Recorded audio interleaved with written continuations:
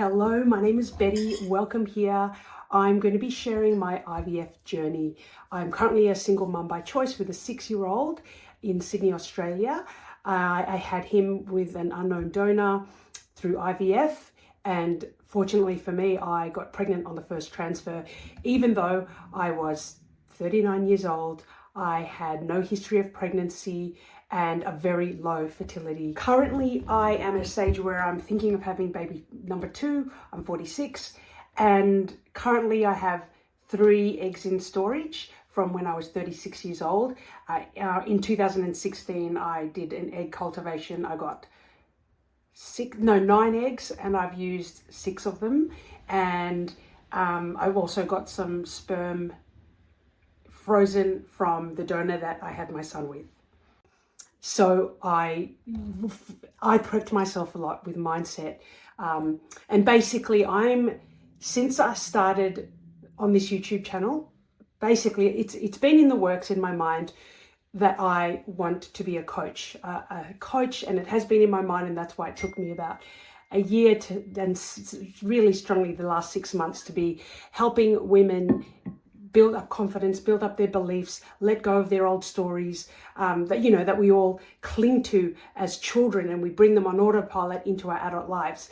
And it dawned on me last week that, oh my gosh, I'm here because a few women that are on the journey of the IVF journey contacted me. They'd heard a podcast interview I did and loved my delusional belief that I built up when I had to get pregnant with my son Opie, which I totally believe is, yes, you do the body work, but you've got to, sync up your mind, your spirit, all of the things. And anyway, a couple of them reached out to me last week, and I got off the phone. I was like clicked, and I was like, oh my God, that's who I'm here to help. I'm here to coach women who went through what I did and help them belief in themselves, because there are a whole lot of women I have spoken to that didn't even actually try because they didn't want to feel loss. They didn't want to even try because they didn't want to be disappointed. So I'm here to help them. And then a few days ago, I posted my first video telling everyone what I'm doing, and it dawned on me that maybe I want to have another kid. And I did actually try in 2001. It wasn't a good time for me, but one of my best friends I grew up with, he and his partner got pregnant. And so he was like, why didn't you always wanted another one? Why don't you try now? And so I went, yeah, okay. And I rushed into it. I didn't do any mindset work. At that time, I'd sold my property in Sydney and invested in another one in Brisbane because I was building up ways where I can have multiple sources of income. But I was in a transition where I was purchasing another one. I bought the land, and we're waiting for all of this. So it's very uncertain time, but I rushed into it to try and get in the timing with my best friend, and he was going to be the stay-at-home dad. So it'd be him and I hanging at the park, and it didn't work, and I was disappointed. And then afterwards I thought, why, it's so silly. I didn't even do any prep work in my mind and my heart to realize that, is this right for my timeline right now? Instead, I was looking at what others are doing so I can hang with them. But really, the prep is here, and of course your body as well. Anyways, so since then, I've now told 5 people, I told 2 this morning, that I'm thinking of having a baby, and it feels quite strongly, but I'm still processing it. Just before I came on here, I emailed the doctor's secretary to say, hey, can I have an appointment next week? And then I just got in here now. It's like, why didn't I just make it the appointment as soon as possible? Because, I tell women, just don't wait, just try. They come to me and go, okay, so I'm thinking that I might do it after I've done this, and I went, just go to the doctor first. Go to the doctor, find out where your body is at, what's it doing, and then do everything you can to plan. Because one girl that I was speaking to a few years ago, she was going to wait until the right time that I went, just go get your body checked out. And she had polyps, she had to get rid of it. That was like a whole 8-month process. And then by the time she was ready to have the kid, so you just don't wait, because you just do not know what's going on with your body. So just do it. And so I was practice what I preaching, and I made the appointment today. If I don't hear back from her after this video, I might just call them and just lock it in, because the more knowledge you have, the more power you have to take that aligned decision. Does this feel good? And it doesn't matter even if you say no, at least you're going down the path. Okay, so many people, even in my network marketing business, they don't even take a leap. They don't even watch the next video because they're like, oh, but it's not for me. They see the outside, but they don't do the work inside and go, oh, because you want to have all the information so then you can make an informed decision instead of guessing. So I guess that's why you're here, to see what's going to happen with me. So some of the things I do want to unpack is how I'm feeling now. I'm 46. I'll be 47 in November. Look, I know physically I can do it. I think I'm actually healthier, probably heavier too, healthier than I was when I had my boy Opie. The difference is I now work for myself. So I, have the network marketing business, and I work at home, so I don't have that stress of rushing and, having to do that stuff. And yeah, I do have a bit of up and down with business. Like right now, I'm concentrating on helping women and building this coaching platform, because that's what it feels more natural to me, and I get really lit up in that way. And in the network marketing business, that runs as well, but I'm concentrating on this. So I've intentionally gone, you know what, I am not going to focus on the network marketing business, even though people reach out to me organically. Yes, I'll follow them, but I'm not actively putting out ads, and because I don't want too many conversations to take me away from this path, which I know is my true purpose. And so, I know that financially I'm going to take a hit because I'm, doing the groundwork for this coaching business. And then now it's like, yeah, I know that, but still it's that financial thing. And I'm sure we all have it. It's like, am I going to be able to do it?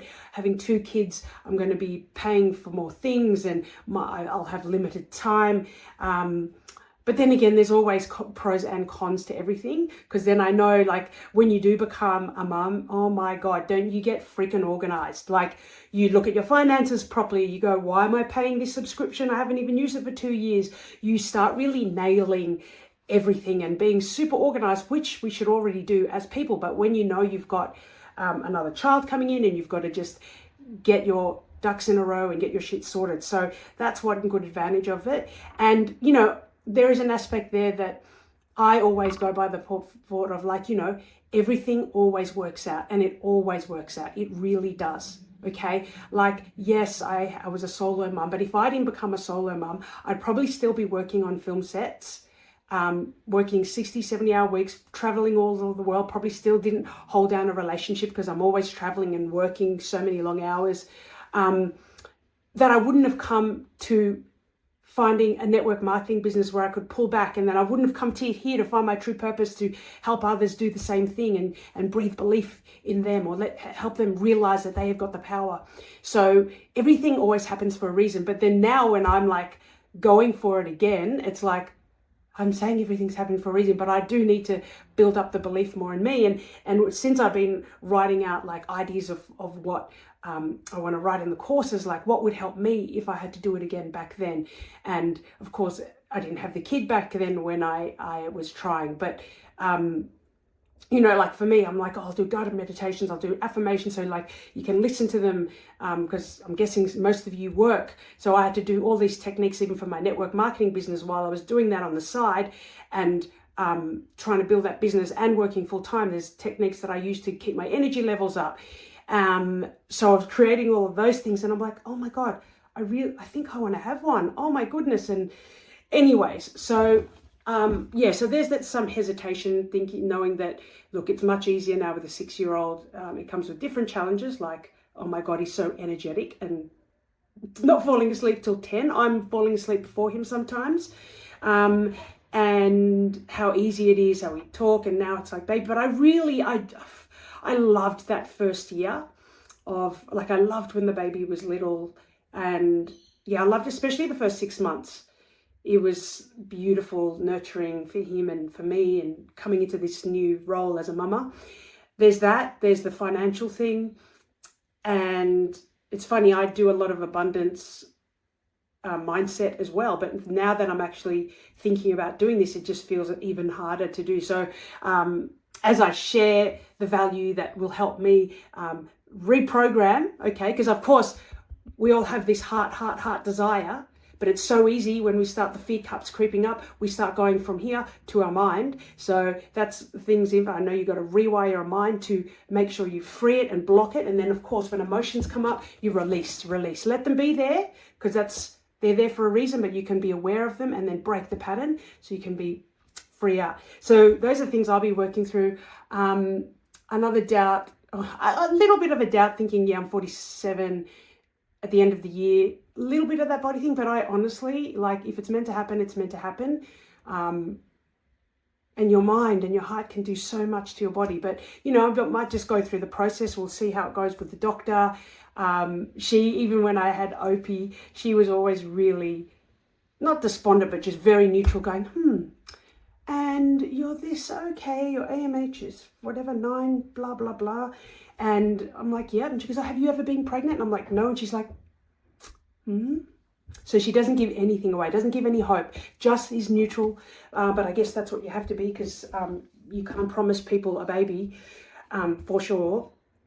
I do feel like I'm healthier than ever, because first of all, I eat way better. I drink electrolyzed reduced water, which is fully hydrated. It's full of energy. So the best water, so this is my network marketing company. It's a Japanese company, but the water that we drink mimics a live water that runs over rocks and minerals at waterfalls. But if you can't have one of them in your backyard, this is the best thing. So they've done so many tests where you see the differences between the water and how it separates the blood, the cells in your body, and they're not supposed to clump together. But anyway, so I know I'm drinking the best water.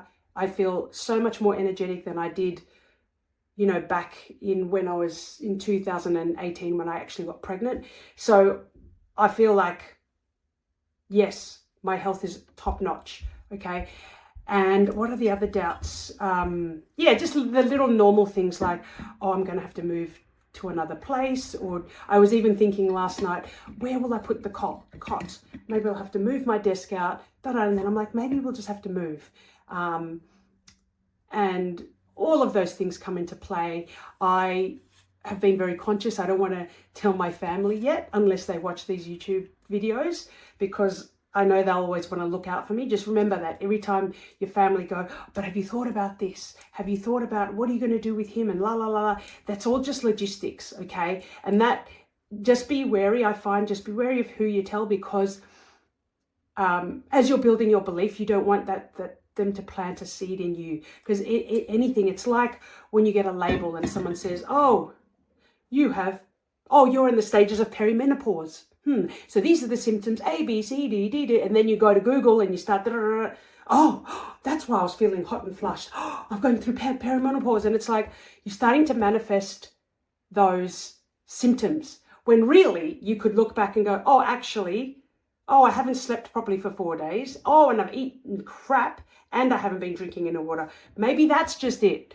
But, you know, subconsciously, you can start to, you know, feed on the seeds that they've planted in there. So, yeah, I won't tell my brother, because I know what he'll say. He'll be like, okay, great. But I could feel like, you know, and then he puts all the logistics in there. It's like, you think I haven't thought of that stuff? So that's my advice. Just be wary of who you tell to start off with. And yeah, and then find groups. Like I'll start a community as well eventually in the next coming weeks for women that want to be a soundboard for each other, and me to help you through it.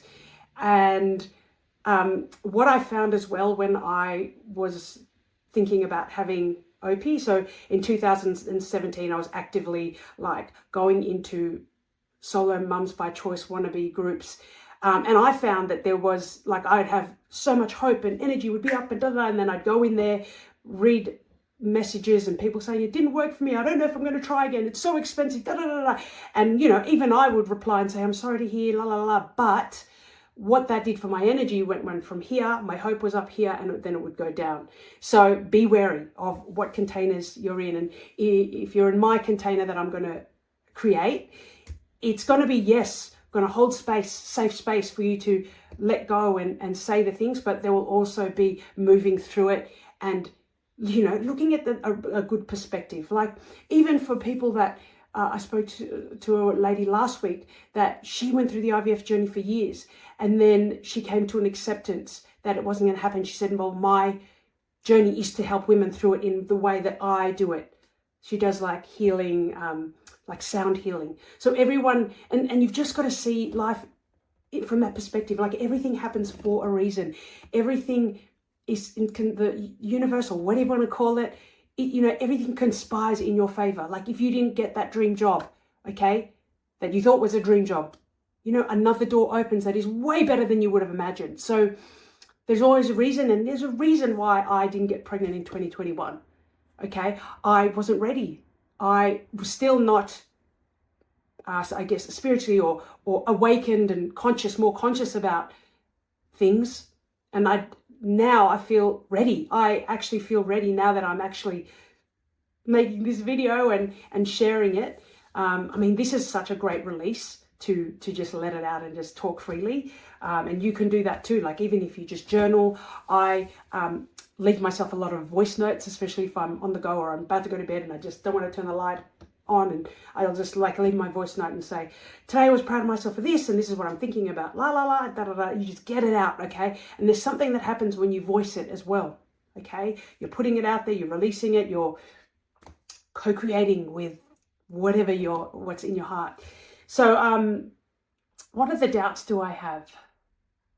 I did always think that there was going to be a big, huge gap for Opie, because he's like, listen to me, speaking in the future, when I get pregnant, when I have the baby next year, Opie will be 8 years old, and he's always asked me for a baba, he goes, I want a brother or sister. I worry about that age gap, but then of course, what do? I follow, or I go seek out stories of women that have had babies in the big gap. And it's so funny, since I think about in the last week of all of these people, or someone says, oh, I know this girl, she's 51 and she had it done, and her kid's 9 and she just had a baby, and I'm like, it's funny when you're starting to seek it out, all the stories come.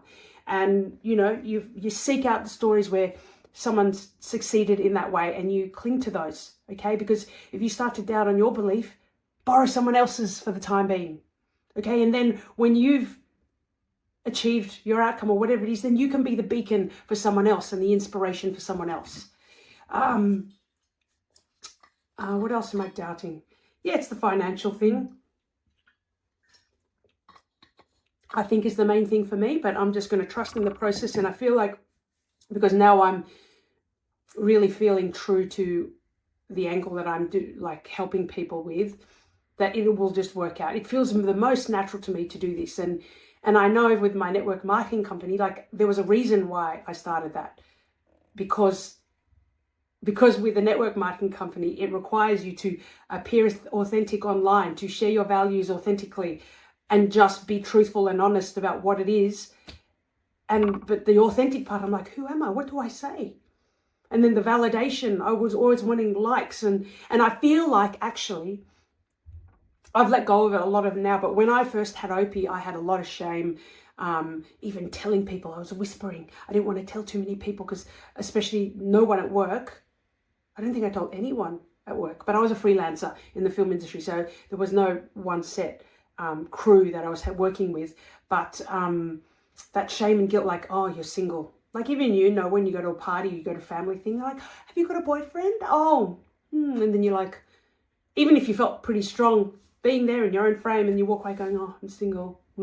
So I had a bit of that shame that, oh, I didn't find the man of my dreams. And, but who says that you can't have it in a different order? Okay. Who says you can have your baby dream first, then have the love of your life dream later? Okay. And I was very fussy with who I let in my life. So we should, but yeah, sorry. And I realized, like, if I'd had the baby in 2021, I'd still would have carried all this baggage with me, because I realized, that shame and guilt comes from, being a child, wanting to get validation, wanting to be seen, nurtured, and I didn't feel that. Like I'm sure a lot of people, a lot of my friends, our parents were always working, always super busy, Okay, so they didn't even really have time for themselves. My mum had 8 kids and pretty much was a single mum because my dad was always gallivanting. And so she wasn't emotionally available even for herself and then for me. And so you're trying to be a good girl and do things around the house. And then I used to try and be the good girl and keep things quiet and cool so my little brother and sister wouldn't be too loud, so dad wouldn't go mouthing off at mum. And I didn't want, tension in the house. I wanted to keep peace. So it would be like, shh, shh, shh. And then all of a sudden you start to dim your light. You start to not own your true voice because you're trying to, you've built a strategy to keep everyone else safe and shh, shh, shh. Okay. And validation. Look what I did. Okay, and then you go to school. You want to impress the teacher. Teacher goes, good girl, good boy. And then you wanted the validation too. And then you bring that into adult life. When I started my network marketing business, that really challenged me. I had to really look into that and go, why do I care so much about what people think of me? Anyway, I think I'm rambling on now. But if you are thinking about the IVF journey, just start. Like I just emailed the doctor. I'm going to accountability myself and ring them actually if they haven't open the email. They probably haven't. It's only been 20 minutes. Just start, because like anything, you've just got to find the information first. You might dig deep and go, oh no. Okay. And then also again, don't let the money phase you. Okay. It doesn't matter if you really want something, like a kid, they're just like, I want this. You say, no. And they're like, no. They are so strong. There is a soul knowing that they know what they want. They voice it. Okay. Don't let financial stress. Don't let this is really important. Don't give a shit what other people think, okay? And we can work through things. I'll be sharing lots of stuff and techniques and how you can release that, okay? But just becoming aware is the first step to breakthroughs. Just start. Just get the knowledge. Do the logistics part, okay? But you will be so surprised. You will feel so empowered when you start doing good admin in your personal stuff, and then finances. And you know what? Like, if I didn't become a solo mom, I wouldn't have been like not forced, but encouraged to think out of the box, thinking, how can I make money and be a present mom without actually having to be at work too much? Okay. So you build up so many more strengths. And then also as a solo mama, or even just as a woman, you've given the chance to actually just get to learn yourself. When you have a kid, well, for me, so many triggers come up. So when Opie would whinge, it'll be like, like this. He doesn't do it often, which is great. But if I used to just get so like, and I snapped straight away, because when I was a kid, there was 8 of us. We didn't even get a chance to do that. There wasn't even, it wasn't even heard. You didn't even bother. And even if you did, it'd be like, okay, there's too many people to manage. And so I would look at that and go, why does he doesn't have a say, but I know what the trigger is. I know what's behind it. So I let him express himself. And then guess what? He expresses himself and then it disappears. Anyways, just start. Just go for it. I'm going to share what happens. I will be posting every day, but I will every few days just post about what I'm feeling, what are my doubts, my blocks, and how I'm moving through them. I feel like just on this video, I've actually made the decision that I'm going for it. Okay, I will see you. So if you want to hear more, like and subscribe. I will make a playlist for just the IVF journey. And whatever you do, just believe you can do it. Just take action, okay? Because once you take action, you'll go the next step, the next step, the next step. Just go one by one. But the first step is go book a call with your IVF doctor. If you don't have one, there's heaps. I actually personally went with IVF Australia because at the time, they were the ones that have offices like in North Sydney, Alexandria, I've gone blank, Westmead. And because I was working in the film industry, we'd be shooting all over Sydney. So it was easy for me to go get checks and the blood tests and stuff. And they also had the largest archive of donors. And the ones that I'd inquired with, sometimes it was a 7-month wait or 12-month wait. And so I went with them. But yeah, just make an appointment.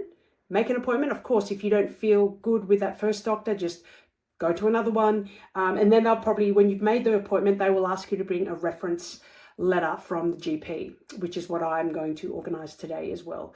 Get that reference letter. And yeah, so good luck with your journey. Comment here if you'd like more of this. And Have a wonderful day. Love and light to you.